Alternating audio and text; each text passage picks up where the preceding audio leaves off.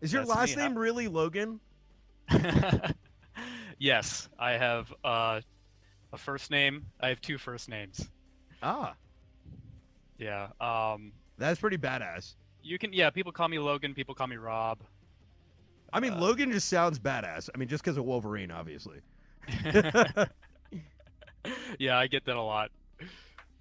so, so tell us a little bit about yourself and Islands of Nine. I've had the pleasure already to play it for I think about 2 hours sometime last week. So I know a little bit about the game. I don't know a ton about the studio and the vision, and we'd love to kind of hear about that. Sure. Well, yeah, I'm glad you got a chance to play already. Yeah, so my name is Rob Logan, and I'm the director of development for Islands of Nine, as well as the co-founder of Define Human Studios. So I pretty much, oversee all operations and am involved in pretty much all aspects of development. More importantly, I basically hire people that are a lot more talented than myself to Mm-hmm. actually create this game. Hey, that's a good thing, right? Vision goes a long way. You don't always have to be the one writing code. That's right. That's right. And I can't write a line of code, so that definitely works for me. Um, yeah. So, what kind of, what is Islands of Nine? If, we just actually lifted our NDA last weekend, so we're getting, a huge spike in interest. People are actually seeing the game. We have there's a bunch of content creators playing it and sharing their experiences with it. Um, so for those of you who don't really know what it is, or you're just kind of seeing this pop up on your radar, um, well, it's a battle royale game, and I think by now most gamers are somewhat familiar with the genre, especially people watching Twitch streams. Mm-hmm. Um, but if not, as the player, you're basically thrown into this giant arena with a bunch of other players, and the goal is to survive until you're the one last standing. In on our case, the arenas are built by a mysterious alien race known as the Nyne, who've abducted you from Earth and taken you to their homeworld with the intention of pitting you against other abductees for their entertainment. Um, so there's a lot of lore behind it, and that's kind of the context of our universe. Mm-hmm. And to sum up gameplay in a few words, you drop in, find a weapon, you survive. And each game is different in that all players are being funneled into different areas, and smaller areas of the map by this damaging plasma field that kind of converges in multiple stages. You hear the announcer every time a new stage begins, and then that basically controls the pace of the game. Um, So very More. much and I know there's probably a lot of folks that have played battle royale games, um, you know, up until now, whether it's H1Z1 or PlayerUnknown's Battlegrounds. They also follow a similar, I guess, like high level formula in that it's a arena with some sort of mechanism forcing them to kind of head towards a central point that is to be determined. They never know where they're going to end up. Right. Survive Yeah, before being exactly. killed, sort of thing. And so, Right. I guess immediately the question comes up, and I've got my own view on this as well, which I'll share, which is, well, how do you like what makes Islands of Nine stand out versus those two very popular titles? Right. That's the biggest question that we always get. Uh, it's there's a lot. So basically, people have been comparing, our game, or just asking, what's the difference between, H1 and Z1, PlayerUnknown's Battlegrounds. Um, it's essentially, to sum it all up, we have more of a kind of CS:GO or Halo type, Mm. competitive feel to it. And that's what people are kind of referencing when people are asking them, okay, oh, another battle royale game, great. What's different with this one? and people are saying like, well, it's kind of like CS:GO, a little bit like Halo with the Mm. sci-fi setting, and you really have to play it to feel that. Um, I can list off a ton of features that we're planning, and how we're differentiating ourselves from some player unknown. But I think the best answer is just go play it, and you'll Mm. see it's a different game, and I think it really resonates with the group of Twitch shooters, pro esports guys that play CS:GO, and just like myself, I've been a huge Counter-Strike fan for forever. I think I have like 2,000 hours under it, and Oh wow. and Jake, my the other co-founder, he is he's like he used to be a world ranked player in Halo Mhm. 2. um, and so we're just that's these are the type of games that we enjoy, and I think that whole first person only aspect that we bring to the table is a really big thing. A lot of people aren't really into the whole third person perspective Mhm. that you see in other battle royale games. After especially players that are really into CS:GO, Halo, and Battlefield and Squad. That's something that we're bringing to the table, and it's a whole new experience. You might not think it is, but just the movement of the character, the way the fluidity of everything, and a lot of it is pacing. We offer a much faster paced game. Um, if you notice, like our UI, our inventory system, it's very it's very intuitive. It's very quick. It's fast paced, and we want to make sure that the player is immersed in this world. And not kind of brought out of it with some different screen that pops up, and you got to fumble around with your attachments or items or ammo. Um, so it's a little more fast paced, and it feels more of something that you would play. An esport unicorn, I guess you could say. We're not there yet. Again, we're still in alpha. Mhm. It's in such an early state of development, and yet people are still enjoying it. Um, so so what you're playing right now, what you're seeing, is completely subject to change. But I think we have a really good core and a foundation right now that we can kind of build on top of that, and start, making this something that the esport professionals would really want to play. Yeah, and I can definitely see that. So, going back to the pacing of the game and that differentiation that you guys are aiming for, I can definitely say after playing about 2 hours of this game already, the speed at which your character runs, even I guess the floatiness, I guess is the best way to describe it when jumping, Hmm. definitely gives it a. I originally described it as kind of like a Quake esque feel, like a bit of Quake Arena in a. Oh shit! There's like I just got launched in the air. Oh, that's a thing. Yep. Oh, I don't think I've ever seen that before. Yeah, there's definitely you could feel that sense of fast paciness, and when you do run into Did you somebody, just hit a jump pad? I did hit a jump pad. I haven't seen that until now. Okay. Yeah. So yeah, we got jump pads, right? That's one thing. So right when Um, I was talking about Quake Arena, we found a jump pad. That's this is not scripted. I promise you. that's funny. Yeah, we got those kind of set up all over the place on the map where you're kind of faced with we used to have a lot of verticality issues on the map Mhm. before we changed it up. So there were like a lot of cliffs, a lot of just the side of the castle that you weren't able to traverse, and it was a big problem because the plasma field would just converge and push you into this location where you're just kind of pinned there without any sort of way of getting around that cliff or that wall. Mhm. And one of the ways we kind of solved that was like, okay, why not jump pads? Why not zip lines? We have some zip lines randomly placed around the middle of the map near this whole kind of sci-fi broken tower. Mhm. Uh, Mhm. POI, point of interest is what we call it.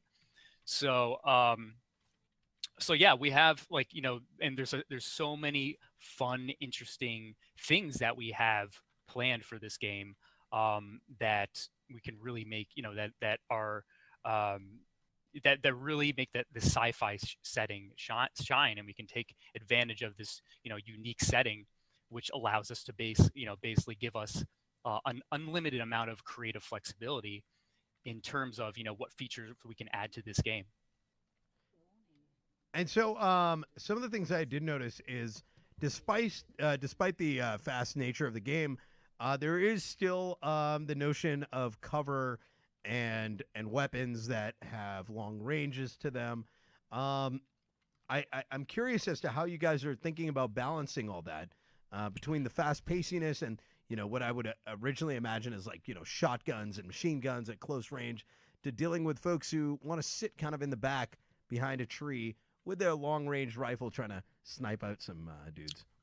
Yeah, I mean, it's just really a matter of how much testing we can get in to find a good balance between the players who like that slow pace and the players who like that faster pace of kind of running and gunning, never wanting to be in that same spot the entire match. And actually that's what we really want this game to be. We don't want anyone kind of camping in the back or like sitting in some tiny corner for 5 minutes. And you could do that. I think the pace right now is pretty lenient. It's very hard to kind of pull apart the feedback that we've been getting, because some people are like, it's way too fast. I just got consumed by it within the first 1 minute. I was just running the entire time. I couldn't escape it. And then other was like, hey, it's really slow. Where is everyone? So it really comes down to the player count for one, and how much testing time we can get and how much feedback we can gather from the community. Because right now there aren't a whole lot of keys available. We only have maybe like, I don't know, a few thousand keys going out. So it's a small testing pool, and it's kind of hard because it's frustrating for us, because we want to make a great game. We want players to play an amazing game right off the bat. But there's still so much work to do. But we need feedback in order to head in that right direction and do that work. Absolutely. So, and that makes a lot of sense. I mean, and I guess that's one of the beauties of having these, I want to say like early access kind of previews where folks can go in, try it out, and give the feedback, and you guys can go see what seems to work best, because obviously not everyone has the right opinion that's gonna you take everyone's feedback and you end up with something that's not very, I guess, consistent. One thing I was actually wondering as I was playing the game, because I did kind of have this sense of like, you guys do want folks to kind of be moving and not just chilling in a house until they're the last 5 people alive. Would be interesting if there was like some kind of scanning system where you are near somebody. There's a bit more, I guess, clues in. Like, I hear a sound right now. Oh, there he is. Right. And I just so like, yeah. We have a lot of ideas about that. I know, the culling used to be a game that we were getting compared to a lot. Just without people playing it, like, oh, battle royale. When you say battle royale, you think culling is one of those big ones. And they have like a man tracker device. Oh, right. They do. Yeah, and that's pretty cool. We're thinking of a couple ways. It wouldn't be a device that actually tells you where someone is on the map. But we have some ideas like blood trails. Have some sort of tracking system, but don't make it so obvious. And that really goes into just gameplay balance. Maybe like something that beeps when you're near somebody, but you don't really necessarily know the direction or the right, or like or tracer darts or something where you shoot a player and then they have like some glow effect that emits from them that everyone can see kind of a million miles away, kind of like our shields, just a more dramatic effect there. And okay, so yeah, I see you're in the pre-queue right now. But yeah, so we actually have a modifier slot. You can't see it in the pre-queue because you can't bring up your inventory. Mm-hmm. But there's a modifier slot that sits between your primary and secondary weapon in the inventory. And basically, we only have one modifier in the game right now, and that is the extra capacity expansion, which basically gives you another primary weapon slot.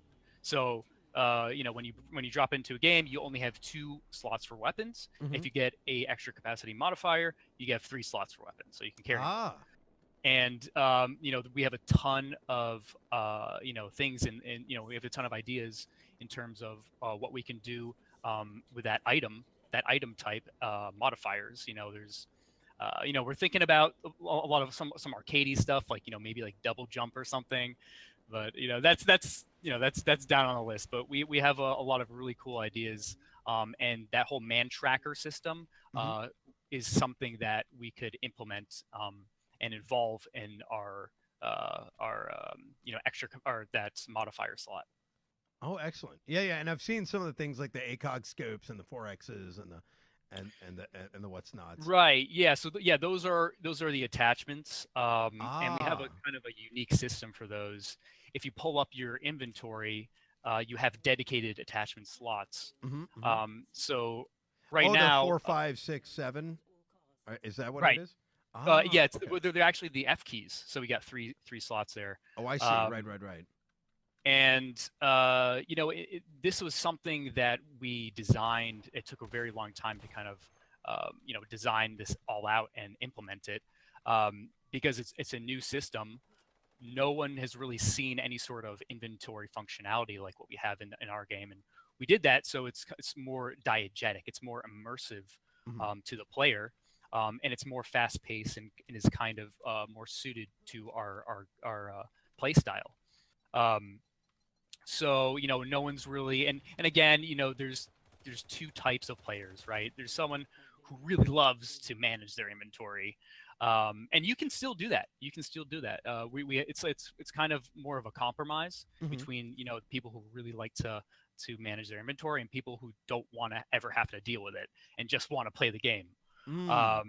So we have the solution we have right now is something in between that, and it's just the first iteration of it. Where there's so much work to be done on our inventory system, and we really, really like the direction it's going right now. It's just a matter of expanding on it. So we right now what I can tell is it looks like the matches consist of 50 total players. Is that the number of players you guys are aiming for? Is there a number that is there a different number that you're looking to potentially aim for? I know you mentioned a little bit about balancing and around player counts and how often people, run into each other. Yeah. So the goal is 100 players, and we're kind of working from 50 right now to get to that point. There are a lot of things that still need work in terms of our netcode. We have a very small team. They're all extremely talented people. And right now we're kind of, not really struggling, but there's a lot of things in the actual engine code. We're using Unreal, right? UE4. And, if you look in there, if you look in the code, you'll see that there's a bunch of things that are unfinished. Like there's things that are commented in needs work. And we're just like, okay, so I guess we're on our own here. So there's a lot of custom code that we're writing so that we can get to that 100 player per match goal. So right now, there's players, when it gets to 50 players, you can kind of, especially in the pre-queue, especially where you are right now, since everyone is so close together and there's so much going on, everyone's shooting each other, right? And this is actually a really good kind of stress test for us, because if we have 50 players in here and it runs super smooth, then we're good. We can start moving up to 60 players or 70. So yeah, it's just kind of a matter of coding hours and time. And so when you're talking about for those who may not be familiar with it, in regards to netcode, you're specifically talking about synchronizing the players and making sure that they don't warp around and shots are accurate. So when you shoot somebody behind a wall, they're not going to get hit, as opposed to what can Right. happen in some cases, which is one player's lagging a little, and next thing you know, you hide behind a wall and somehow you got ran over by a car. Well, I know you guys don't have vehicles yet, but Right. Yeah, that specifically is lag compensation, mhm. and it's something that we're definitely going to be working on once we have our core gameplay mechanics down, and once everything else is fixed. You hit the nail on the head there, and that we're working to make sure that there is no rubber banding, but everyone has good ping, and that has a lot to do with our server infrastructure as well. Right now we have servers in Europe. Half of them are in Europe, half of them are here. We plan on having servers in Australia and Asia, Singapore more specifically, and then most likely we'll have a couple in South America and a few in Africa. Oh, nice. Now, out of curiosity, are you guys looking into using AWS to deploy in all these different places? Any particular technologies you're looking into in that regard? Yeah, I'm not sure if I can say much about that, Mm-hmm. but we're not actually using AWS. We actually Ah, have a really, really great relationship and partnership with a server hosting company called Bluefang, okay. and they've been amazing from day one. Everything that we've asked them to do, they have done Mhm. quickly and effectively. So we're working on them to have a very custom sort of auto scaling solution in terms of Ah. server infrastructure, and Mhm. it's not like anything that you can get on AWS or anywhere else for that matter. It's all custom.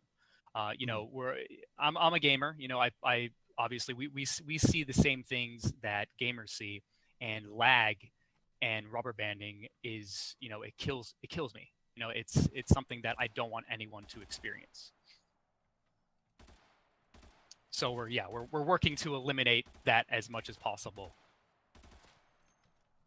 Oh, that's awesome. I was just nuking someone in the Yeah, face see by a you. tree. Yeah. Yeah, the guns. It's great when it's a great thing that you're so focused in the game that you just completely you're So, moved out from I everything else. actually, as I play this, immediately a question comes to mind. Recoil. What are you guys thoughts on that? Is what are you aiming for in regards to it? I know you mentioned CS:GO is something that has kind of inspired you guys. Um, is are you looking for CS:GO like recoil? Are you looking for? Is there? What are your thoughts on Yeah. that? Um that's a really big topic of conversation, Hmm. and we have been, constantly iterating on our recoil values, or our entire recoil system for that matter. Hmm. Um, for months. We originally started with really challenging weapon mechanics similar to Insurgency, if you're familiar with that game. Oh yeah, Uh, absolutely. yeah, I'm a, And I'm a, and I, for those who I don't love. know, that game is revolves around like it's almost like milsim, but not entirely. Where the game makes it everything just feel very realistic. Um, Right, from right. down It's to like a, shooting to it's like like when you get hit, you die pretty quickly. exactly. It's kind of like, yeah, it's Milsim and Counter Strike. Mhm. Um, and I love that game. I'm a huge fan of Insurgency. I'm a huge fan of that studio, and what They got a actually new are game that came out recently, yeah, Day of Infamy. Day of Infamy. Well done game, by the way. Awesome guys as well. We actually our Brad, our UI designer, was he designed pretty much all of the interface for Insurgency. I'm not sure if he had any hand at it in Day of Oh wow. Infamy. He's doing a lot of stuff for us, and he's been great. But so Recoil, we originally planned to have a system very similar to Insurgency, where it was really challenging, Mhm. but have a much longer TDK, time to kill. Mhm. So it would require a lot more shots to kill someone, as opposed to just one shot you're dead like Insurgency. Um, and we found that it's not we kind of went away from that model because it was just so hard. It was just so challenging. No one was hitting anything. Yep, You know, yep. the recoil was insane. So basically, how it works is when you shoot, actually, you can, it's actually, we do have a similar system for the deagle. So when you shoot, our MK18 or just any weapon that has auto fire, Mhm. in insurgency, each shot you stay where you shoot. Like, so when you shoot and the recoil brings your gun up maybe like a couple millimeters or something, it stays there. It does not go back down. It does not return to the center of your screen. It's Mhm. hard. It's a little hard to articulate um, without dishing out talking about technical terms. But that system was just way too challenging for players, Mhm. and everyone was kind of turned off on that, and we were as well. So we kind of when it went back to the drawing board, we're like, okay, what would be better for this game type? Mhm. And we looked at Battlefield a lot, obviously, the standard, and we definitely took a lot of cues from their system, and I think it's been working so far. Players are enjoying it. I think our out of anything in the game, our weapon mechanics are pretty damn solid. And Um, definitely does feel that way, um, Good to hear. especially early on. Um, so, in regards to weapons, how many weapons are in the game currently, and what about like attachments? Do those attachments all fit all the various guns there are? It kind of does seem that way because I've been playing around with the F1, F2, F3 keys. And it looks like I could swap between them. It's not like they're not all stuck on one thing. Huh. Right, right. Yeah, and that's actually something that's another thing that kind of distances ourselves from other BR games out there, other Mhm. games for that matter, is that the attachment system, you can essentially put any attachment that you find in the Mhm. on the level on any of your weapons. Mm. Within there's obviously limitations, like you're not going to be putting a 8x scope on your deagle. Um, but we do have like the suppressor is actually compatible with the shotgun. I'm not sure if Ah. you've seen that, but if you pick up a suppressor and you can put it on your shotgun, and it's really cool. It sounds awesome. That's something kind of unique that we've never seen any other game do. So we're just like, hey, you know what? Why not? Let's do it. No country for old men, I guess. Um, and so the attachment system basically, everything's kind of interchangeable. And this isn't something that, and actually, we're kind of thinking about going away from that system Mhm. and making attachments more specific Certain more weapon specific. type and whatnot. Exactly, exactly. Was that now? Um, Is that maybe because there may be some balancing issues or something where, um, Yeah, I think it's because it also I feel like it would be a little bit, it makes it a little bit more fun, mhm, just off or decreasing or making these things a little bit more scarce. So when you do find them, it right? feels good.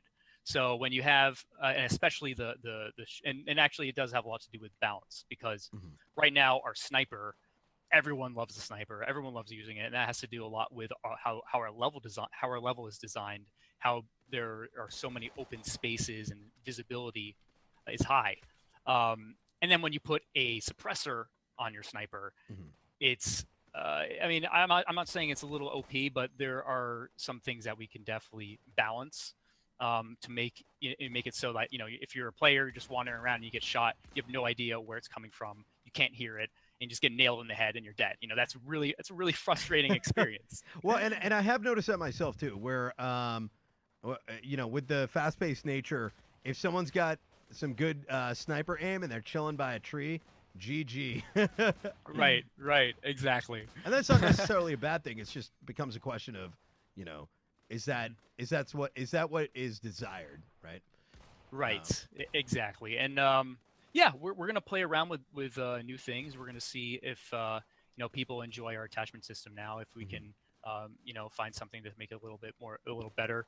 Um, and then just kind of go from there. But in terms of the variety of attachments, right now we have I think we have around 5 different attachments, and we plan on expanding that to probably around 10 or 12. We have grips in the works, and a few other different sci-fi themed attachments.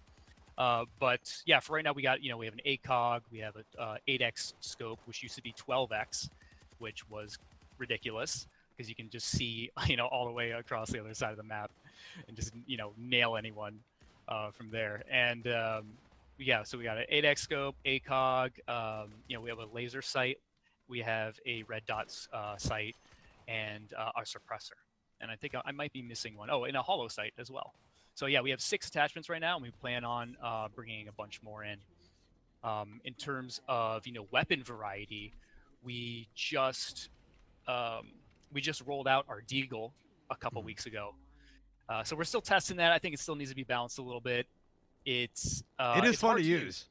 It's really fun. It feels really powerful. When you shoot it, it's like a cannon. And your Deagle does need to feel like that, right? I mean, right. I remember thinking back to like 1.6 days. Like the moment if you got that Deagle, you want to use it. It just every shot just feels right, and especially when you kill someone with it, seeing their body just like get wrecked. Yeah, just like curl up or whatever. Yeah, the Deagle, it's a staple in any sort of FPS. Of course, we had added, and so yeah, that's going to need a little bit more balancing. It's hard to use because it has that same kind of insurgency recoil system, and on top of that, it does a lot of damage. So I think it does 80 damage up close and 50 from far away. So it's kind of like a mini sniper, if you will. So one thing I've noticed is like, what are your thoughts on like reload cancellations? Is that something that would fit in this game? I'm really I'm happy you said that so politely. Yes, that's something that it really bugs me. So when you're just like right now when you were reloading that shoddy specifically, yeah, you saw that. I was like, it's gotten me in trouble. It's gotten a lot of other people in trouble. That's one of the biggest complaints we get. It's like something so small, and actually you can cancel the reload if you hold down the your ADS right mouse button. But it doesn't really. It's a little clunky right now. And it's something that's like on the top of our list to fix, to implement. Oh, and nice. Actually, we have ZenID, who's one of our senior gameplay programmers.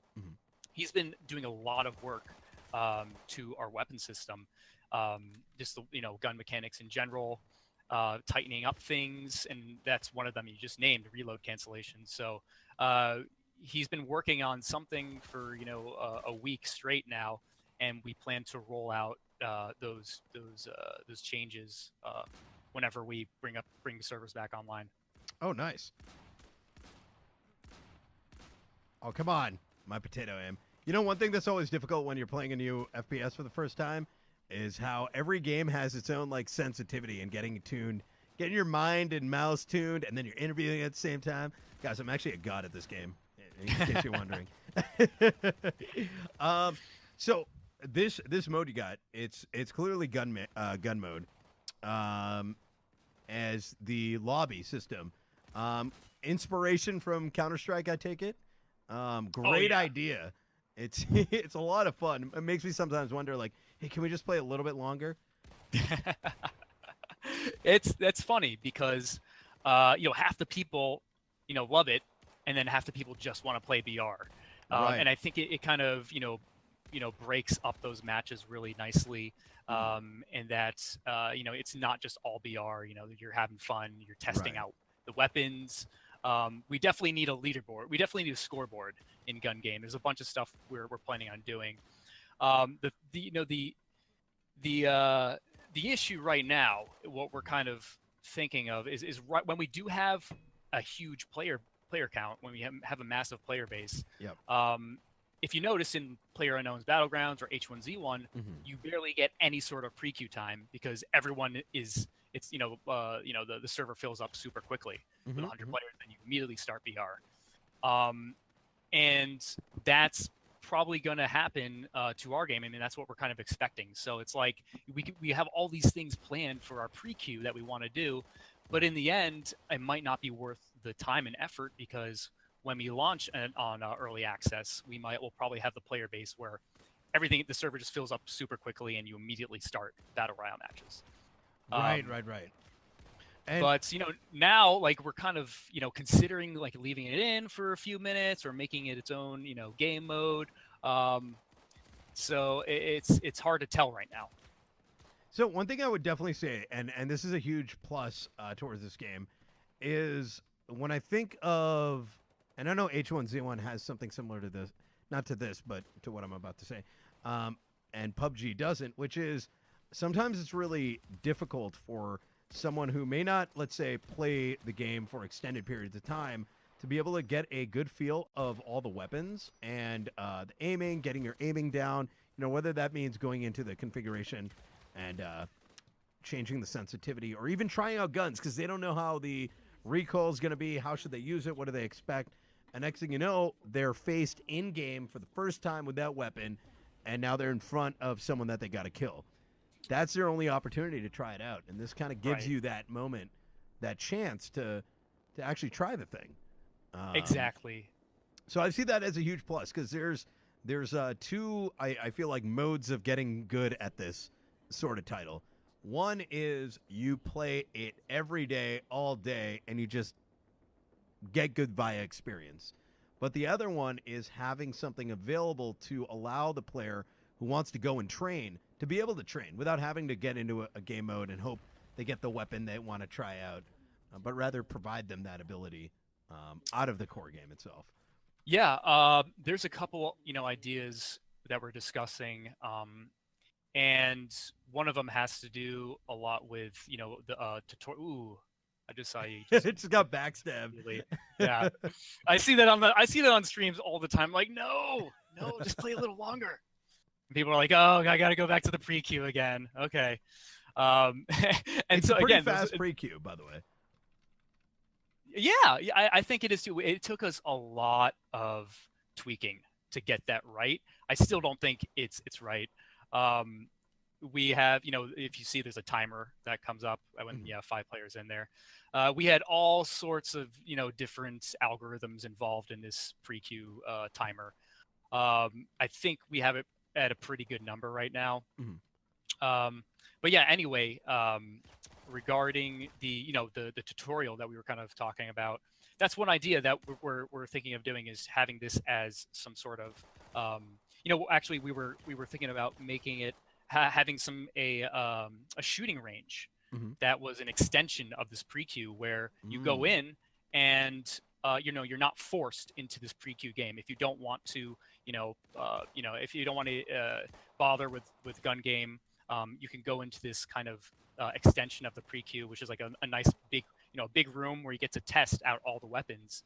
And you'll have, just like a gun range, you'll have a bunch of targets at the other end, and you'll be able to select any weapon you want and practice with it. Get more familiar with how the recoil works for each weapon. Use different attachments on it. See what type of, how much damage you're going to be doing at what distance. And that's a way that we can really it makes the game a lot more accessible to players because absolutely you're not just thrown into BR. You have no idea what you're doing, how the controls work, what gun does what. You already have a sense. You already have some sort of foundation of how to play this game, and I think that goes a long way. Yeah, no, absolutely. Especially for those who aren't able to game all day. Get back from work, you jump into a thing, you're like, I don't know how this weapon works, takes you 3 weeks to figure out, that would be pretty sweet. Especially something where, like, I love the idea of the shooting range, and I'd love to see more games like this implement something like that where, and CSGO had it all the time, right? CSGO is notorious for having user-made maps, aim maps that let you pick dummies that move around like the AI characters, and they say, "All right, go at this distance or come towards this area," and you pick the gun. It goes a long way, and I think it's one of the reasons why there's such a high skill cap in in CS:GO because of the availability of things like that. Right, right, exactly. And one feature we have on our list, which I'm really excited about. I really hope it makes it to market. Is we obviously discuss everything. We have like kind of like a bit of a design committee going on in our Slack channel. And that kind of, we don't really have we have basically when we make decisions on something, it's never just one person. It's always all of us discussing.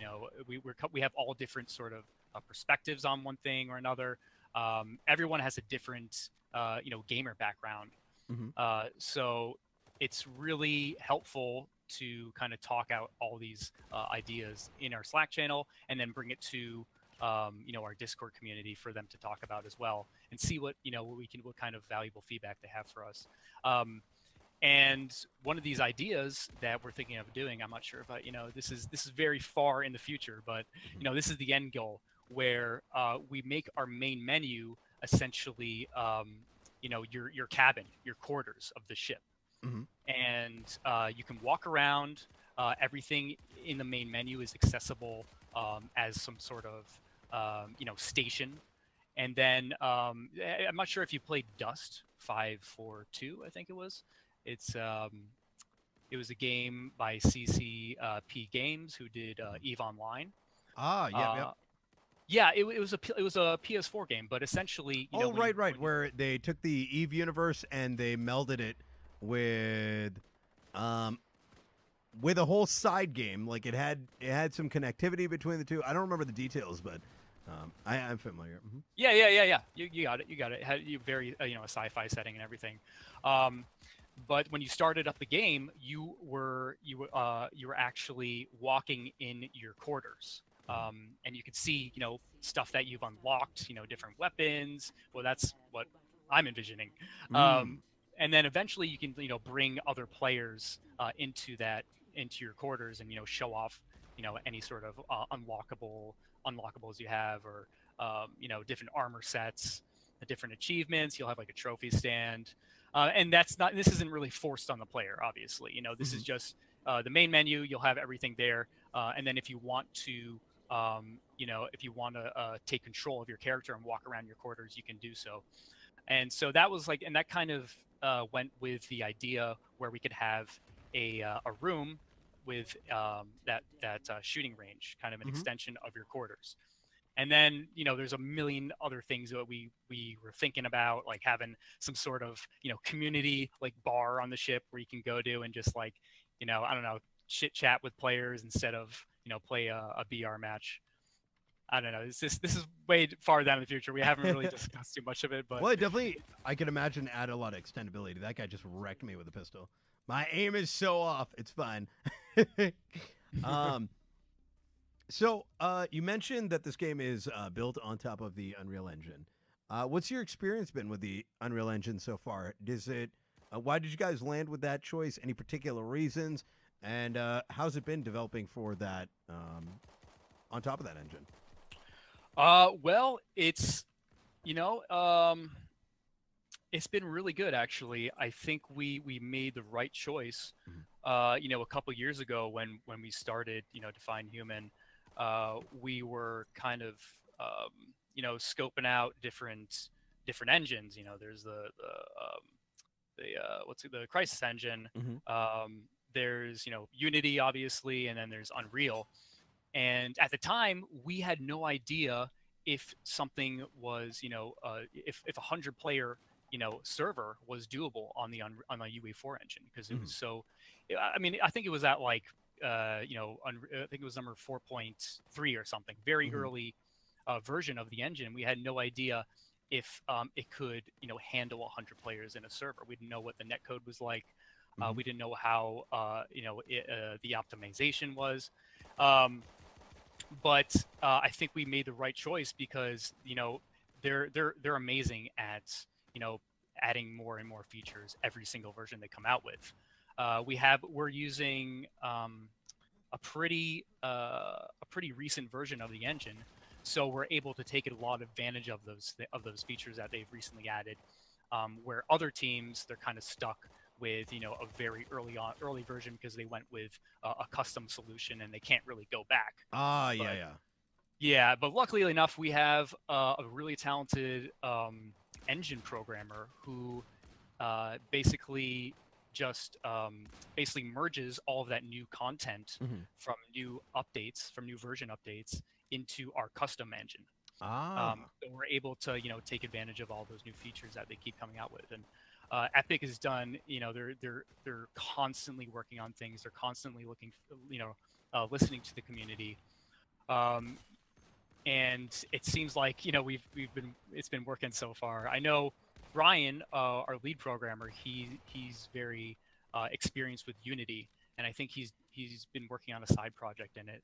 Um, but I don't really know. I haven't had too much experience with it. So yeah, it seems to be working pretty well. The only thing that actually has been a common complaint that is that stems from the engine, from the mhm. Unreal Engine, is the anti-aliasing method. Ah, interesting. And Could you touch on that a little bit? yeah, sure. So anti-aliasing, for those who don't know, is the way that edges are smoothed so they don't look so edgy. Right. Yeah, there's if you notice with anti-aliasing all the way down, you see a bunch of jagged edges on different, assets around the level. It doesn't look so good. But with the Unreal Engine, it's essentially built around this one type of anti-aliasing, which is Mm. temporal AA, TXAA. Mhm. And where other engines, they have FSAA, MSAA, a bunch of other different ways to solve those jagged edges. It's essentially sort of a blur effect. Mhm. Mhm. So things exactly don't look so jagged. And the Unreal Engine is built around this temporal AA anti-aliasing method, Mhm. um, and that's why things like the pre-queue look amazing. Everything looks crystal clear, right? Mhm. And then when you're in the actual arena and you're looking around the level, there's a little bit of a blur effect, and some people are a lot more sensitive to it than others. Ah, I think we're right. just kind of so used to it right now. But if you move your weapon around, there's a little bit of a ghosting effect, especially if your weapon is, if the background is like is very noisy. It's called, Mhm. if there's a lot of noise going on, which grass or trees, you can see this kind of ghosting effect a little bit, and it bugs people. It bugs me. So that's something on our list that we're really trying to reduce. Ah, I see. And because the pro game, obviously the pro gamers, they need 100% visibility, and that blur effect isn't helping that at all.